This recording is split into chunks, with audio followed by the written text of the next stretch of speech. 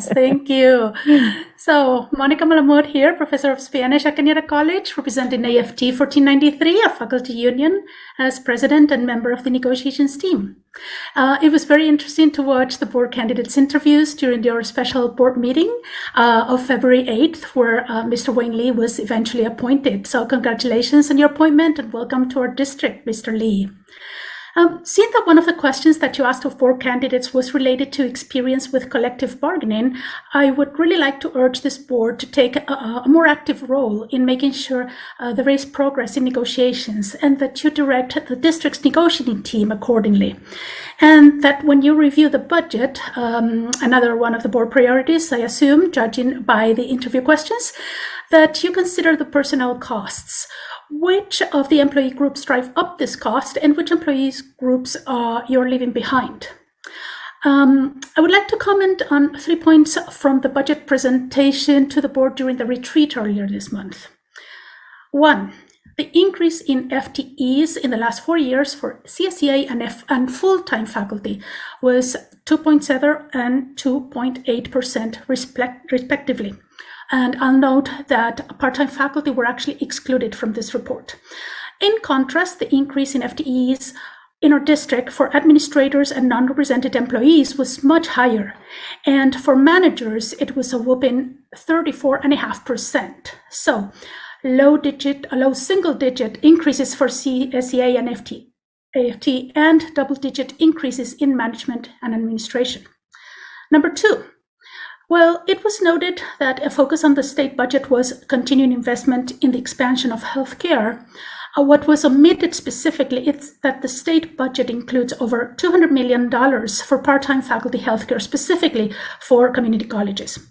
And number 3, property tax revenues were projected to increase 4.33%, and that's incorrect, as the year-to-date increase was already higher than this, with many more months to go in the fiscal year. Last year's increase was 8.43%, and so far this year, it's around 4.7%, so we're on track to reach around 8%. And how do these points relate to the economic matters that are under negotiations? Well, when last year property tax revenue increased by 8.43%, but our salary formula yielded less than 1% increase, and we tried to do a reopener for salaries, the board told us that we could take care of this in the contract that we're currently negotiating. Well, that's what we've tried, but clearly the district's negotiating team didn't get that memo.